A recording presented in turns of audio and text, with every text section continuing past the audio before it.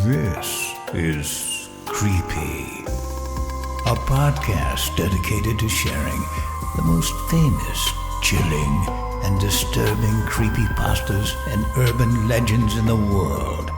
Whether these stories truly happened or are simply fabrications is for you to decide. These stories may contain graphic depictions of violence and explicit language. Listener discretion is advised. Creepy presents We Buried the Only Key with My Sister. Written by eternallyks.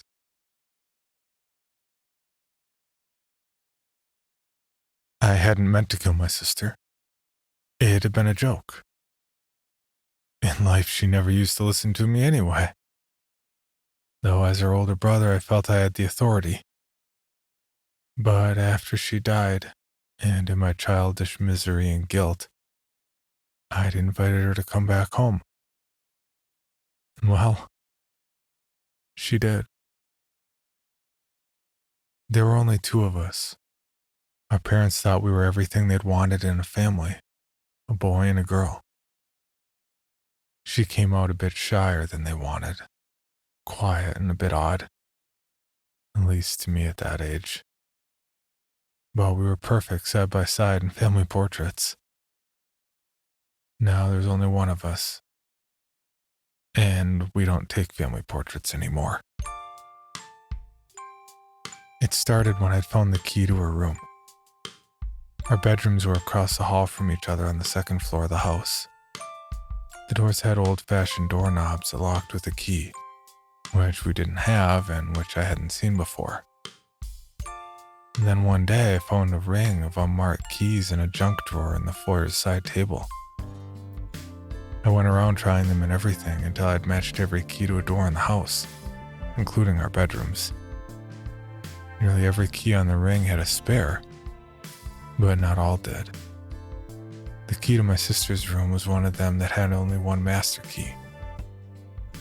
That was when I'd gotten the idea. I pocketed the key to her room and left the rest in the drawer where I'd found them. I waited for the perfect opportunity that evening, when she was in the living room with my parents staring at the TV, as she always did after dinner. I went upstairs on pretense to use the bathroom and quietly locked her bedroom door from the outside. Back downstairs, I acted innocent as we watched TV together. I loitered until my sister yawned, kissed our parents goodnight, and went upstairs. I waited on the couch, grinning with suspense.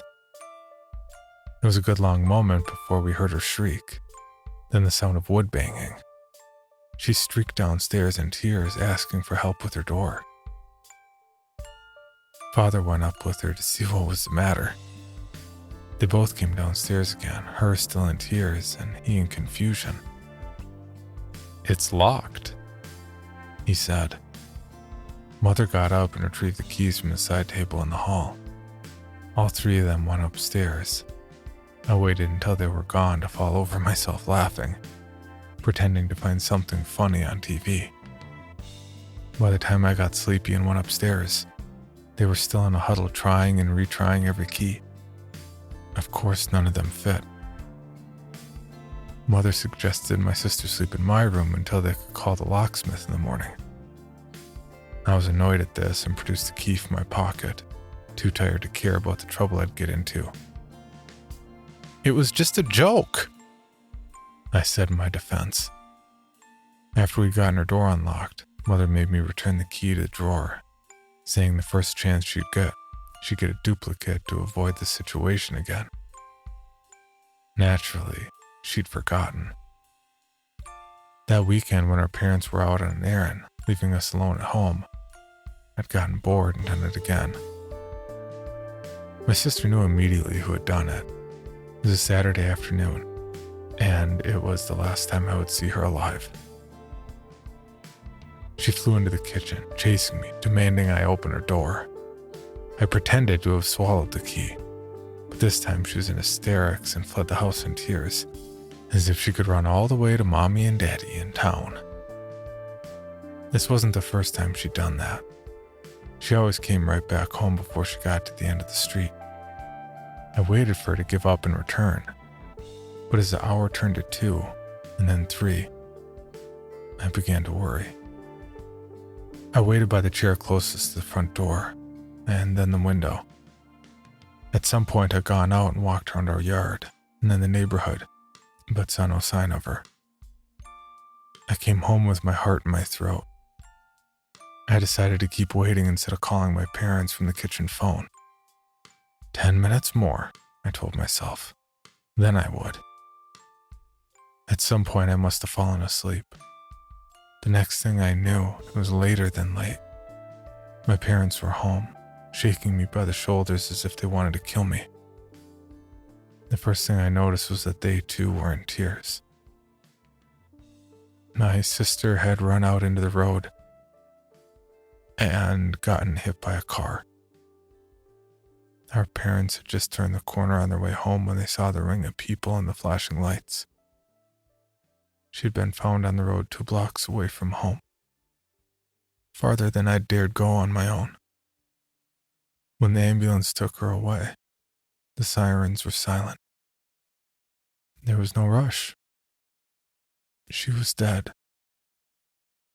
My parents had come home to find out whether I was dead too. And I think at that point they wished I was. The first chance I got, I left them crying and hugging each other in the living room. I went upstairs to her room and unlocked the door, and then just stood there staring at her empty bed. Her ballerina music box threw a weird shadow on the pillowcase from the moonlight outside her window. I carried the key in my pocket during her funeral. My parents barely looked at me, and I wouldn't blame them. They had hardly spoken to me in the days since her death, except in harsh little commands to hurry up, get dressed, fix your tie, get in the car. I behaved like the perfect son they'd always wanted, but that did nothing to warm them up to me. Because of their avoidance of me, I managed to find myself alone at some point in the ceremony, looking into the open casket of my dead sister, cold and pale, and dressed up in her ballerina costume. I felt the key burning in my pocket where I kept my hands pocketed and clenched. I brought out the key and went to pat her cold marble hands, as if to say goodbye. I'm sorry. As I did, I tucked the key under her fingers folded together over her chest. Please come home, I whispered. I didn't cry then, or after. Mother kept making her promises. She was too grieved to go through my sister's room and put things in order after the funeral. She promised to do it someday, just not now. Not now. She only went as far as to stand in the open doorway and glance in, the way I'd done the night my sister had died. But invariably, Mother would break down in tears and leave, closing the door behind her. Sometimes she stood there until Father took her away. I didn't dare go near her. She repeated this painful ritual almost every day, and then every week. She stopped after a couple of months of this. Things edged into a semblance of normalcy. My parents softened up toward me just enough to allow me to have friends over. I needed someone to talk to. My friend Keith came over after school one day, and I told him about how, the previous night, I'd woken in bed hearing the faint sound of my sister's ballerina music box playing in her room across the hall. It stopped as soon as I'd fully opened my eyes and sat up. I decided it was a dream, but the melody would not leave my mind all day at school. I hummed the tune for Keith, who had the inane idea that he knew the composer of the song. We fell into a debate about that, and to refresh his memory of the song and prove my point, we went up to her room to retrieve the music box. The door was locked. We peered inside the keyhole and found that it was too dark for that time of day. Then I realized why. There was a key blocking the hole. It had been locked from the inside. Keith saw no significance to this, since I'd been too struck dumb to say anything else to him. I'd been in no mood to entertain him after that, so we went home. I stayed downstairs in the living room, staring wide awake at the TV without watching it, waiting for my parents to come home.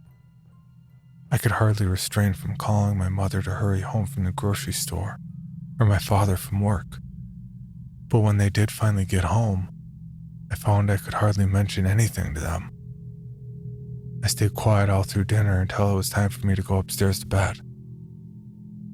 I didn't want to go, but I didn't want to upset my parents further.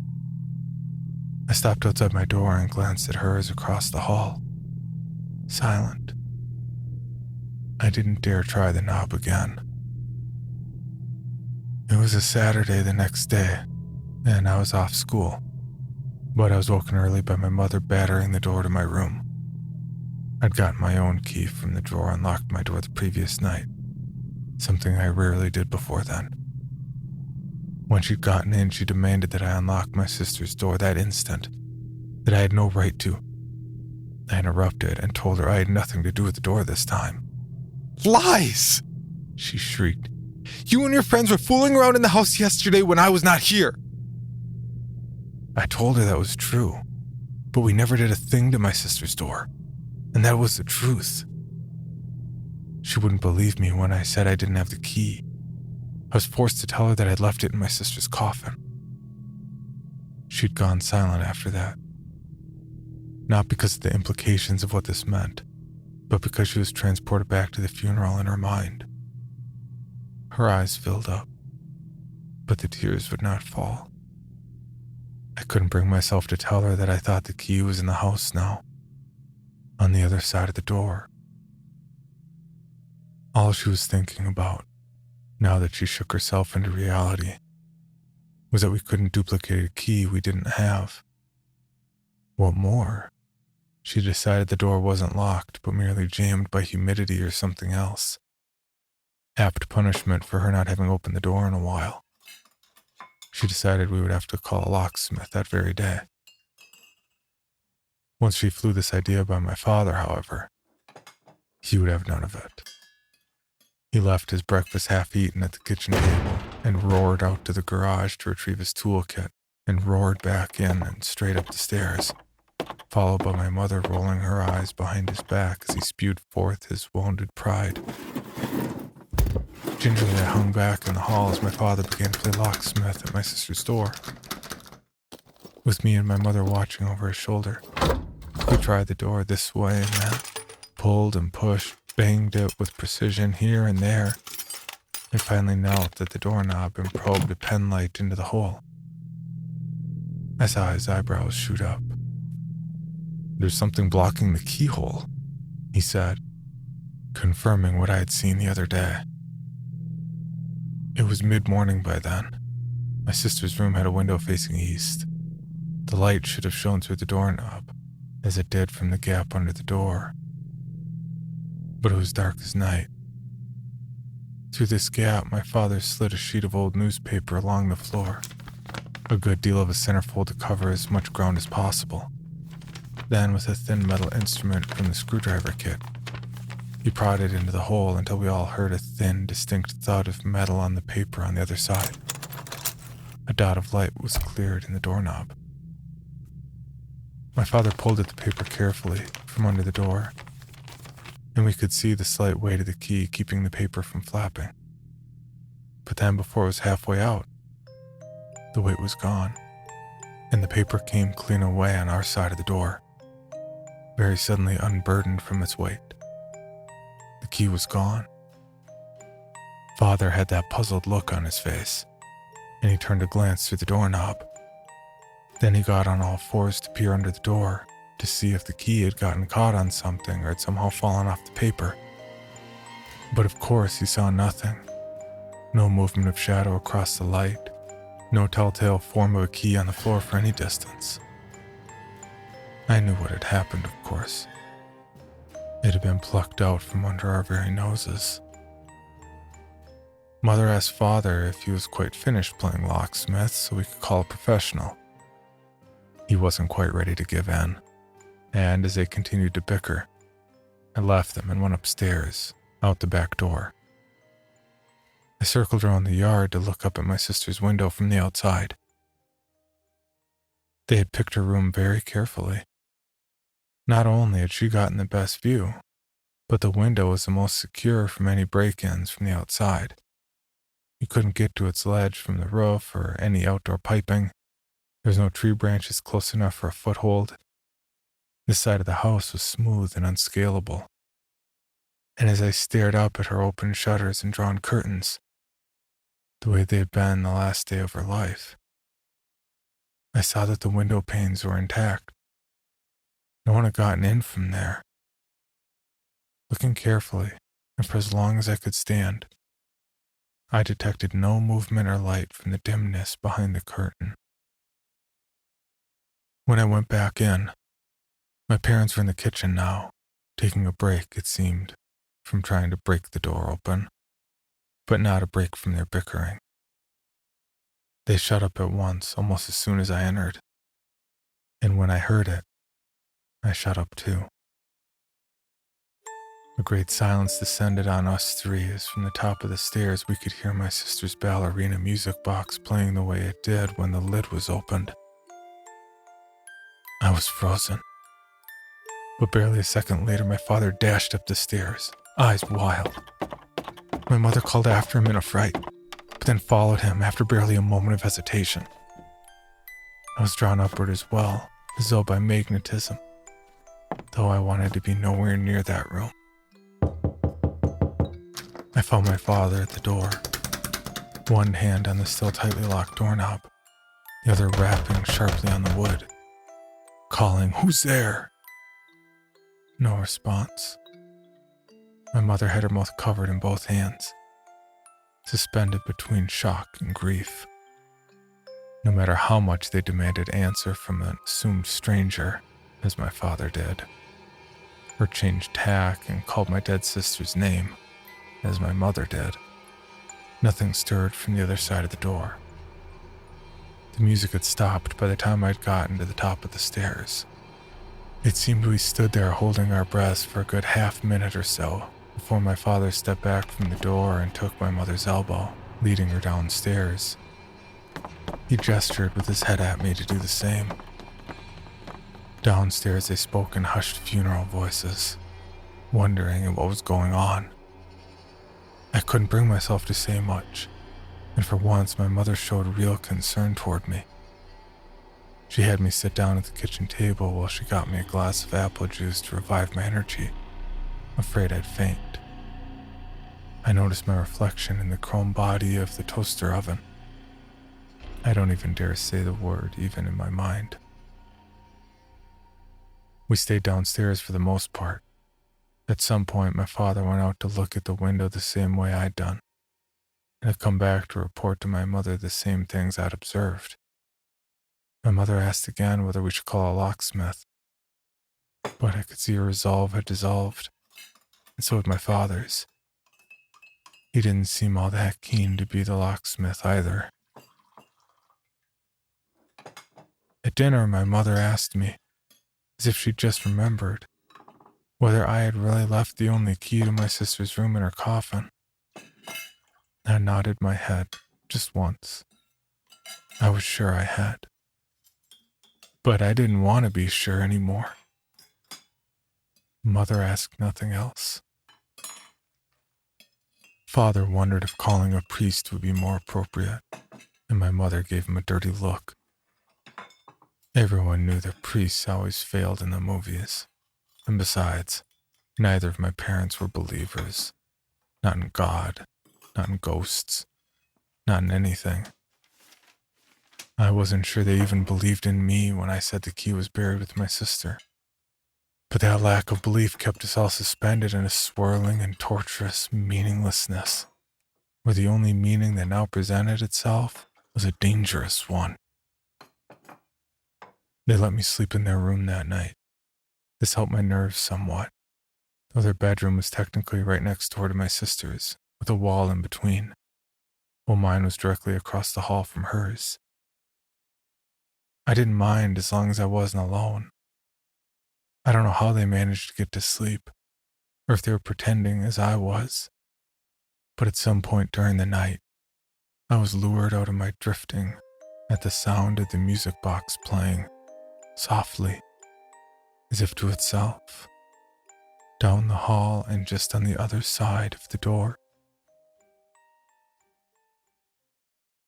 The next day, we all gave the room a wide berth and tried not to speak of it. We tried to get on as normally as possible, but there was something very odd about the house now. Like we had an evil secret we had to keep even from each other. Every now and then the music box would start playing from the top of the stairs, usually when we were downstairs, and never a few bars at a time before it stopped again. Whenever it did that, we would all go quiet instantaneously. Mother would go white and rigid, her eyes filling up, and Father would reach for her hand and hold it tight. I would go over to sit beside them, and Father would put an arm around my shoulder. I almost thought this was a good thing, to have that room occupied once more. But I couldn't bring myself to be grateful. It was I who had asked her back after all. But I dared not confess that part. As soon as silence returned, we would take a few seconds, and then carry on as if nothing had happened. But we could not fool each other. We were shaken. My parents refused to talk outright about how they felt, but I thought I understood since I felt the same way. Instead of feeling any warmth from my sister's memory, there was only a cold dread, and around her door there was a sense of bitterness that chilled everyone who wandered too close, even in the humid warmth of the day. We kept this up for the next few days, and no matter how late I tried to dally after school instead of coming straight home, I would always be the first one in. My parents were trying to stay away as long as they could, too. But in the middle of the second week of this, my mother decided what it was they had to call. A real estate agent. We were going to sell the house and move out. But things had to get worse first. I'd found myself in my pent-up distress mentioning something about the door to my friends at school, and Keith invited himself home with me to check it out. I knew my parents would be away from home, and I didn't want to go back alone, so I agreed. I hung back a good few steps when Keith climbed the stairs to the bedrooms. He walked right up to my sister's door, as if he hadn't felt the miasma that, at least to my parents and I, had grown stronger every day. Keith tried the door, as I knew he would, and found it locked, as I knew he would. Then he bent at the waist and peered through the keyhole, his other eye squeezed shut to focus, his whole body shuffling him side to side a few inches at a time to get a better look. I stood there in the hall, shifting uneasily from foot to foot. Then I heard a reassuring sound of the front door opening and my mother coming in, calling my name. Before I could answer her, though, Keith jolted back from the door, gagging and clutching at his throat. His face was pale and strangled, his eyes wide and unseeing. He couldn't scream, but I screamed for him. And my mother was upstairs in an instant, just in time to see Keith collapse on the floor, writhing and twitching. As my mother rushed to tend to him, I threw a glance at the doorknob. Nothing but a point of light and utter silence. We had taken Keith to the ER, left him there with his family, and gotten back home in time to tell my father what had happened. Keith had swallowed his tongue and would have choked himself to death if my mother hadn't acted so quickly. The overseeing physician had assumed it had been some sort of accident caused by surprise or an unfortunate posture. Something. I hadn't really been listening. My mind was torturing itself trying to imagine what he must have seen that made his body recoil so violently as to strangle itself. I wanted to ask Keith myself, desperately, but his parents wouldn't let me near him anymore.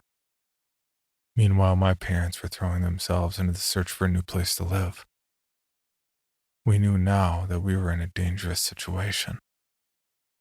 Over the next few weeks, we had terrible luck selling the house. The agents we got kept asking about the room and why we wouldn't unlock it. And the few people who showed up to the open house had a bad feeling about that room. They assumed we had something to hide, and they were right. No matter how beautifully we'd presented the rest of the house, that room poisoned the atmosphere. Even though from a photograph of the second floor, you couldn't tell there was anything off about it at all. The house was listed as a 3-bedroom space, and people expected 3 bedrooms. My father thought we should just promise to get the door fixed before they moved in, and then just let them do what they would with whatever they found behind it. But my mother argued with him over the ethics of it all. By this point, my parents were willing to just abandon the house and leave it to some in-laws they were not fond of. They had planned to move into what was supposedly a summer home, but with the idea that we would settle there. It was smaller, less comfortable, and farther from my school and my father's workplace. But it didn't matter by then. We only had one goal between us: get out. The music had started to drive us half mad at night. Sometime during the week, the music box had broken, and the tinny mechanism began to play just one note over and over again. One key, over and over. And then it went quiet again so suddenly that the silence was just as loud as anything before or after. To call it music was to call whatever it was on the other side my sister. It might have been music at some point, but now it was a mere sliver of what it had been in life. Now it was a hideously shrunken fragment of the whole, distorted and sharpened so it was no longer recognizable as part of the original.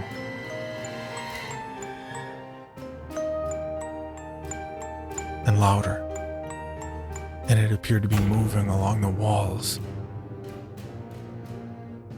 My parents' bed, which I still slept in with them, was positioned so that our feet were pointed to the wall that divided the master bedroom from my sister's. That used to comfort me somewhat, knowing that this was the furthest we could get away from it and from, well, her. But it had gotten so that it seemed the music was seeping into the walls like a pipe had burst and bled into the paper. The paint on the walls seemed to be shifting my mind's eye in the half-light. We were all unable to fall asleep until dawn, and our daylight lives were thrown out of rhythm. We stumbled home exhausted and stayed on guard all day, hearing that one key play on and off throughout the afternoon and evening. And then we stayed keyed up all night to repeat again the next day.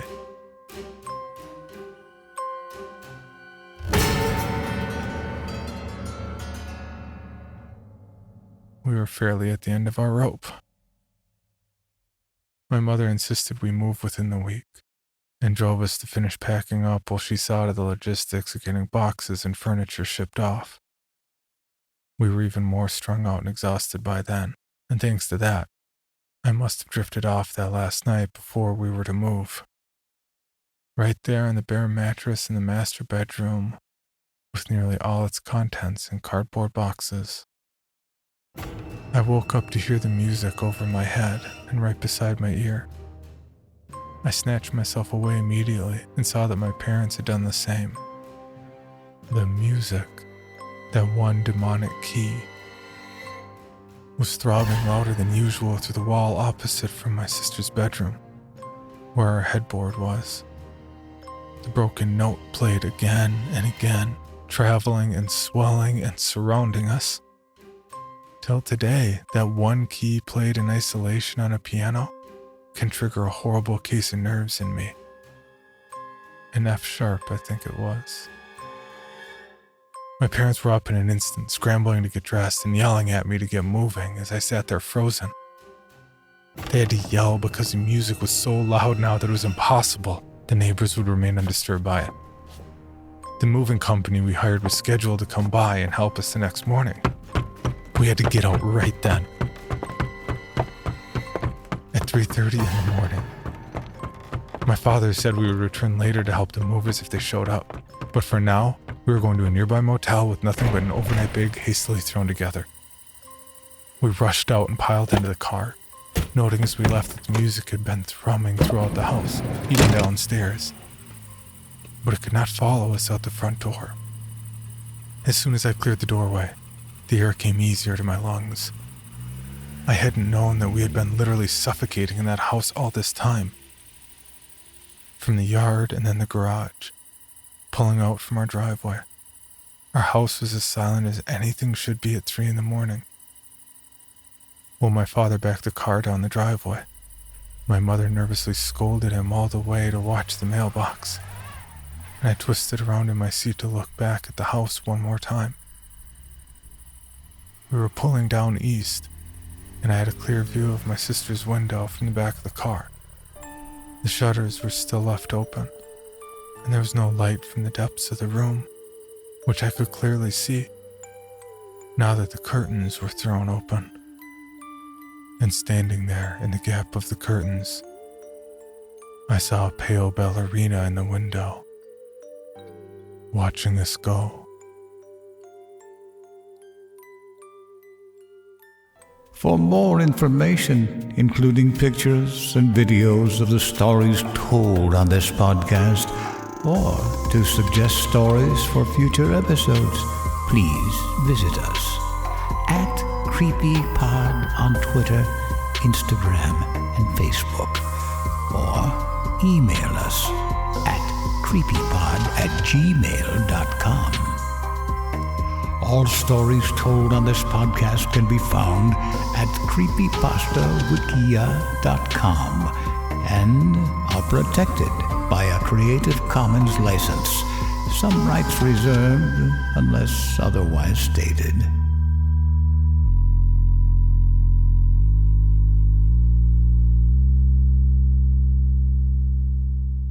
The Bloody Disgusting Podcast Network, home of Creepy, for disturbing and terrifying creepypastas.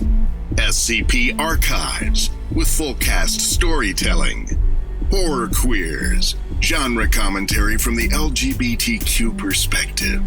The Boo Crew, for horror-centric interviews. Listen free wherever you stream audio and at bloodydisgusting.com/podcasts.